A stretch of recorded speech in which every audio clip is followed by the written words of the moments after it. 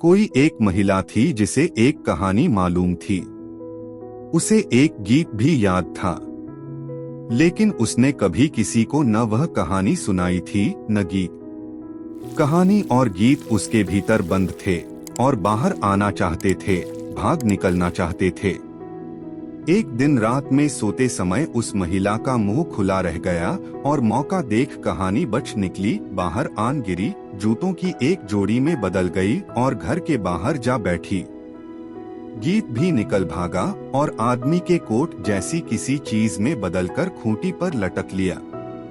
उस महिला का पति जब घर लौटा, उसे जूते और कोट दिखाई दिए और तुरंत उसने अपनी पत्नी से पूछा, कौन है घर में? कोई भी नहीं, महिला बोली। फिर ये कोट और जूते किसके हैं? मुझे नहीं मालूम, उसने उत्तर दिया। वह आदमी अपनी पत्नी के उत्तर से संतुष्ट नहीं हुआ। उसे अपनी पत्नी पर शक हुआ, जिस पर उनके बीच खूब कहासुनी हुई और वे भयंकर झगड़ा करने लगे। घरवाला गुस्से से पगला उठा। उसने अपना कंबल उठाया और रात बिताने हनुमान जी के मंदिर में चला आया। वह महिला सोचती रह गई, लेकिन उसे कुछ समझ में नहीं आया। अकेली लेटकर वह रात में सोचती रही, आखिर किसके हैं ये जूते और यह कोट? दुख और असमंजस में उसने लालटेन बुझाई और उसे नींद आ गई।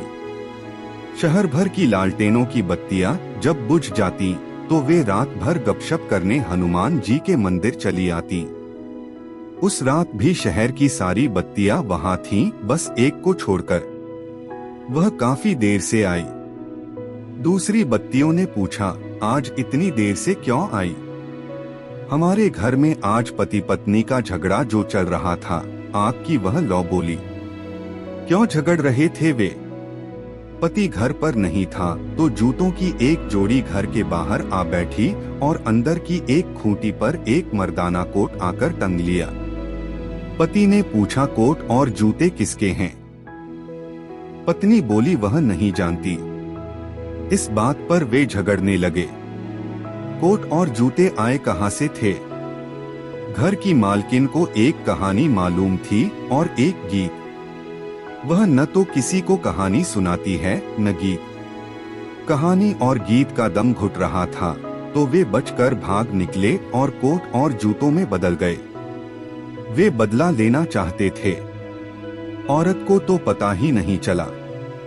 कंबल ओढ़कर लेटे आदमी ने लालटेन की पेश की हुई दलील को सुना। उसका शक जाता रहा। जब वह घर वापस पहुंचा तो सुबह हो चुकी थी। उसने अपनी पत्नी से उसके भीतर की कहानी और गीत के बारे में पूछा, लेकिन वह तो उन्हें भूल चुकी थी। वह बोली, कैसी कहानी, कौन सा गीत?